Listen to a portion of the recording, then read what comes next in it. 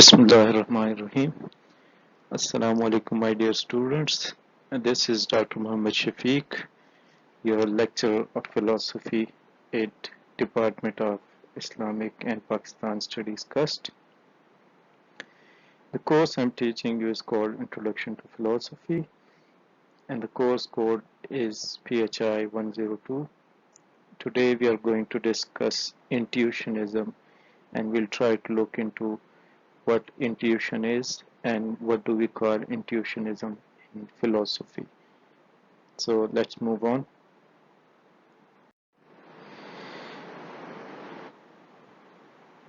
Today's lecture's outline is as such. We are going to look into what is intuition.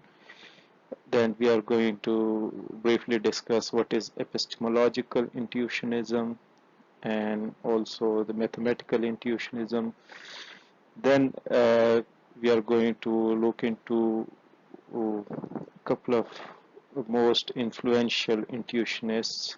One of them is the French philosopher Henri Bergson, and the other one is Muhammad Iqbal. So let's start with the term what intuition is. Generally speaking, according to Encyclopedia Britannica,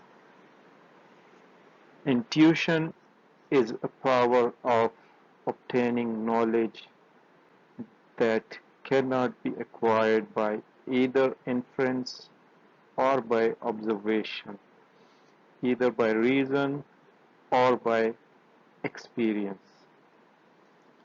In other words,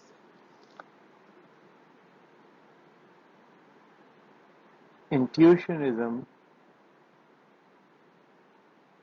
is kind of an organized and independent source of knowledge which is designed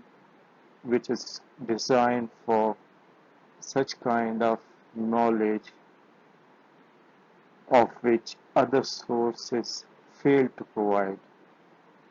That is to say, the necessary truths and the moral principles, for example.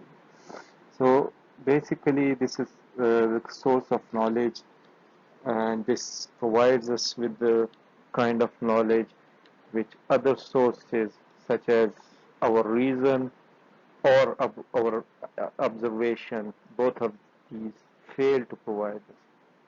So this is what intuitionism is as a school of thought in epistemology. Generally, intuition is considered to be an ability of acquisition of knowledge without any logical explanation or reasoning. In other words, we may call it an access to unconscious knowledge of something. Some people may call it an inner sense, while some would call it an instinctively gained knowledge, yet for some it is an insight. But people who believe in intuition as a source of knowledge consider it as an authentic knowledge through intuition. Intuition is such kind of knowledge, intuitive knowledge, which is most authentic knowledge. It is most original and independent source, because for them reason can also be inspired or influenced by certain rational arguments based on certain principles, as well as our observation or sense experience may deceive us. So the only original and independent source of knowledge remains intuition. Basically, The word intuition comes from a Latin word intuere, which means to consider, or in early use of English, uh, the term intuition comes out of another term which is intuit, and that intuit means contemplation or comprehension of something. The term has been used drastically by both Eastern and Western intellectuals to explain the reality of universe and different aspects of the reality. It has been used in Hinduism, Buddhism, and even Islam alike in a religious context over the span of time. So, what is epistemological intuitionism? As I said earlier, that intuitionism or intuitive knowledge basically is a kind of knowledge which is considered to be superior than empirical knowledge as observation or sense experience and rational knowledge, as there are certain limitations to our reason, as Kant would propose that there are certain limits of our reason, and there are certain entities, certain aspects of reality which even reason cannot comprehend. So here comes intuition to supplement both of these. The point here is that uh, intuitionists basically they do not deny the empiricist kind of knowledge or rationalist knowledge, but they consider intuition to be the higher source of knowledge, and in generally speaking, the intuition is ordinarily uh, taken as the lowest form of intuition is generally speaking is called sixth sense, and the highest form of intuition in religious context is called the revelation or the wahi, which is revealed upon the prophets of God. So, historically speaking, in the Western philosophy, the ancient Western philosophy, intuitionism traced back. It is traced back to Plato and refer to his definition of intuition as human mind being capable to comprehend the nature of reality. Remember, Plato was of the opinion that it is the mind which can comprehend the reality, uh, as opposed to the senses of five empirical senses. uh, they do not comprehend the reality in its true sense. It is the mind which basically comprehends the reality, and for Plato, it is something which is pre-existing knowledge in human soul.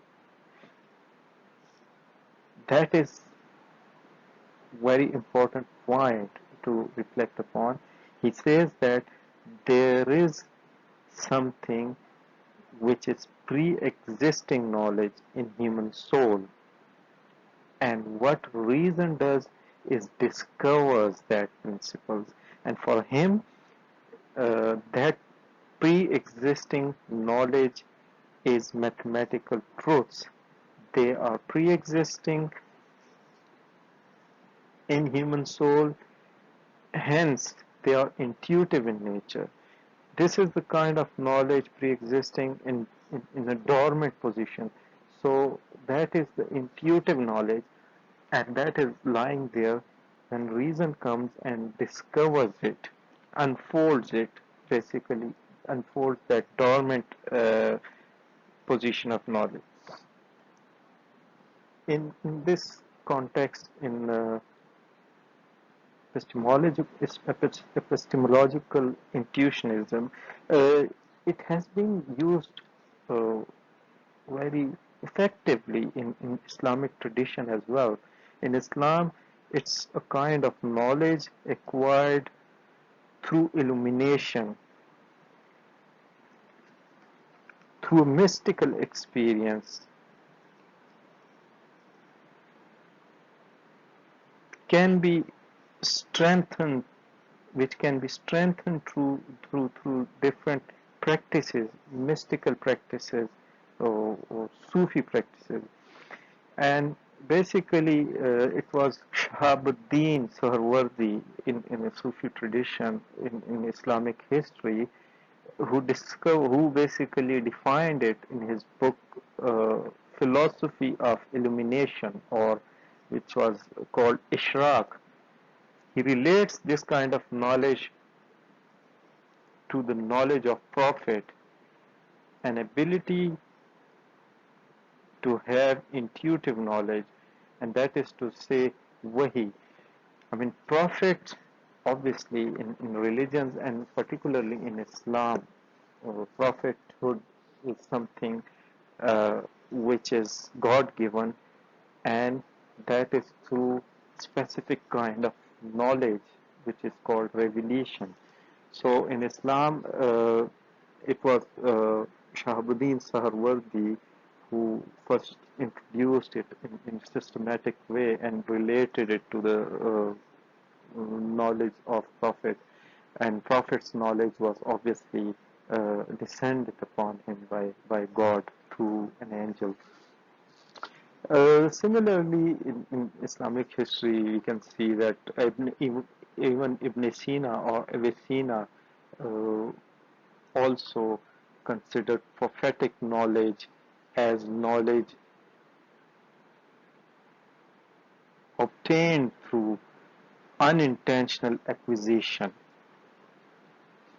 General knowledge is basically based for him upon imitation of this intuitive knowledge. So for Ibn Sina, who is generally considered to be an empiricist, for him even the authentic knowledge was that of intuitive knowledge, and this observational knowledge or empiricist knowledge is basically imitation of that knowledge.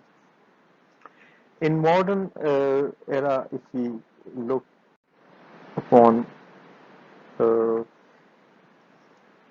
if we just have a look upon the modern history of philosophy, we can see that Descartes is considered to be the father of rationalism, also uh, had intuition, had a thought intuition as is the knowledge which pre-exists and we rediscover it through our reason.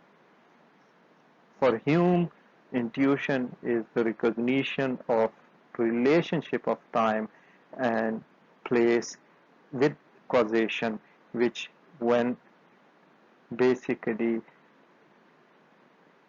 strikes one's eyes would need no further explanation. For Hume, if someone has this kind of strike of, of intuitive knowledge, he wouldn't need any other experience to or any other explanation for this knowledge, and that's how he also tries to prove the existence of God through his proof of existence of God through his very unique kind of argument for the existence of God, which is based upon feelings, and he says that I feel that there exists God, that is why God exists. So that is kind of intuitive knowledge.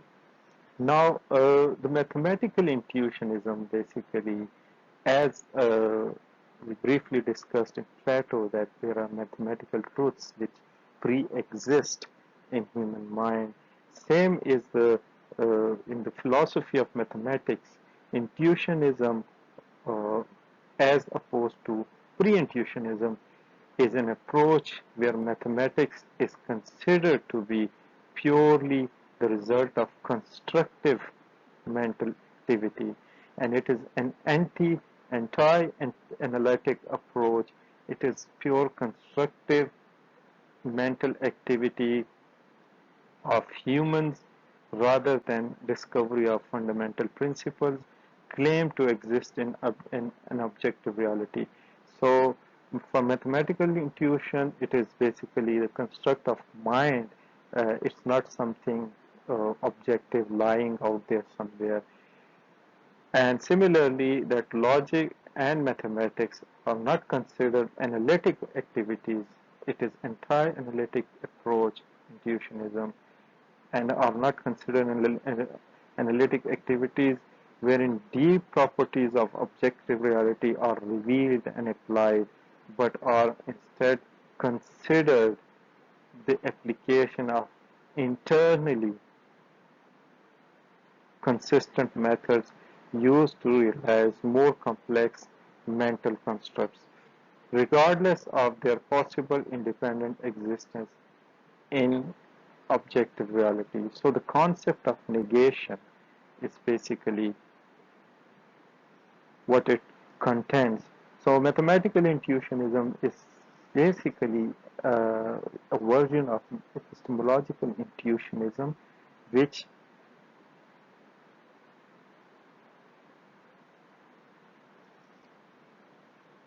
also contends that there is mm, mathematical intuition. There are mathematical truths which are intuitive in nature, and the human mind basically uh, constructs this mental activity. This is constructive mental activity, and that's how they rediscover it. Now, let's move on to Henry Bergson. Perhaps he is one of the most influential or most celebrated institutionist of West, and his philosophy is totally based upon his method of intuition and uh, duration, and revolves around the critique of Kantian philosophy. So, what is his method of intuition basically? Probably one of the greatest intuitionists of modern philosophy. Uh, Bergson was born in 1859 in Paris, and uh, his father was a Polish, while his mother was an English, and he was basically a Jew. Originally, he was a mathematician. Uh, that's how, if you go back for a minute, there is a close connection between mathematical intuitionism and epistemological intuitionism. So, just like Descartes, Henry Bergson was also a mathematician. So, uh, right, we were talking about the history of Henry Bergson, his life. Uh, Originally, he was a mathematician. Uh, then he basically switched to psychology and further on to philosophy. Uh, his uh, article of the creative mind had a great impact upon William James, a very well-known pragmatist, and generally American pragmatism. So the American pragmatism was greatly influenced by Henry Bergson. Basically, his creative evolution, his work, Creative Evolution, brought a great havoc, which was translated by Bertrand Russell. And his first lecture in 1913, Henry Bergson's first lecture at University of Columbia, caused the first traffic jam in the history of Broadway. His lecture was so popular that it caused a traffic jam on the Broadway when he was delivering his lecture in the University of Columbia. Uh, Basically, as I said, his philosophy is based upon Kantian critique of Kantian philosophy. He attacks Kant, his philosophy, and calls his philosophy an attempt to eliminate the possibility of absolute knowledge, that is, phenomena and noumena, when Kant differentiates between phenomena and noumena. Uh, Bergson accuses him for eliminating the possibility of absolute knowledge. Uh, his method of intuition, very interestingly, is an attempt to restore the possibility of this absolute knowledge. Intuition places us above the division of different schools of thought, such as uh, rationalism, empiricism, idealism, realism, etc. So for him, intuition basically puts us on the top of this division. Philosophy for him is not basically taking a side or choosing a side of between a concept, different concepts. This division is due to our normal or habitual way of intelligence. Basically, we are habitual of using this intelligence in ordinary way, which leads us towards this division of concept. For him, this division or this habitual intelligence is basically guided by our needs. Hence, it leads us to the gathering of relative knowledge. And this way of gathering of knowledge is called by him as analysis. So basically, we divide knowledge instead of synthesizing it. The dividing of things, we need to reconstruct knowledge by synthesizing it. So he tries to synthesize this knowledge, the synthesizing through synthesizing perspectives. So his method of intuition is basically synthesis of knowledge. This synthesis guides us a journal. It kind of gives us a general concept of things which satisfy our needs. So intuition reverses basically the normal working of intelligence, which concentrates on analysis alone. So he basically tries to reverse that analysis division of knowledge into empirical knowledge and rational knowledge.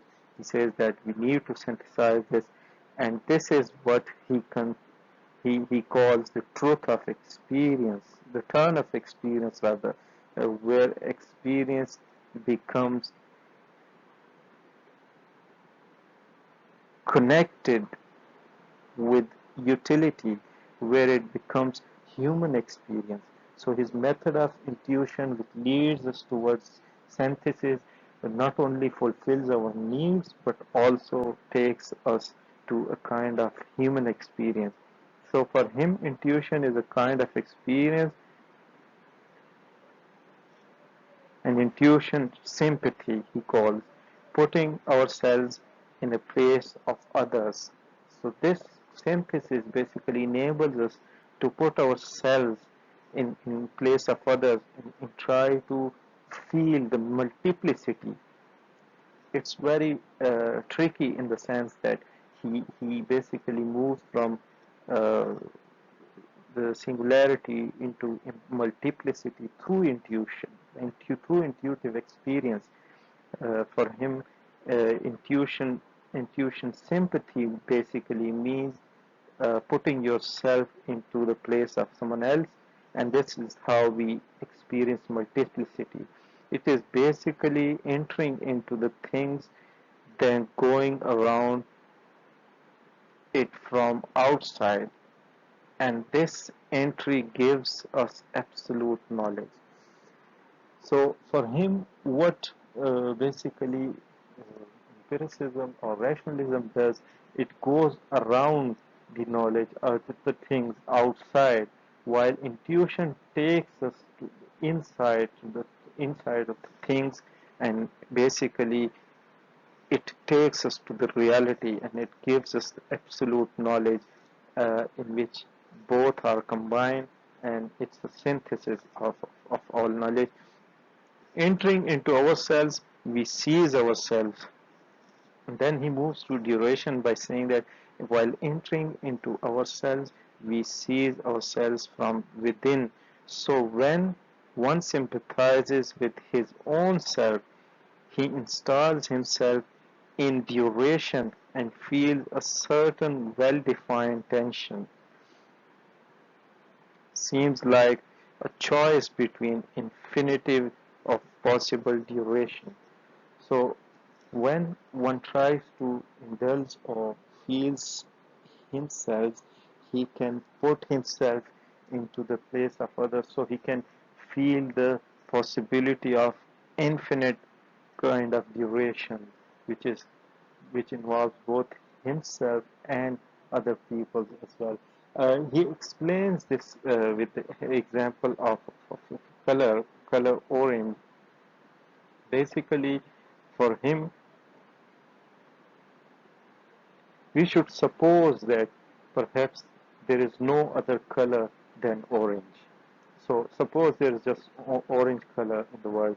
Yet if we could enter into orange, that is, if we could sympathize with it, we would sense ourselves caught between red and yellow.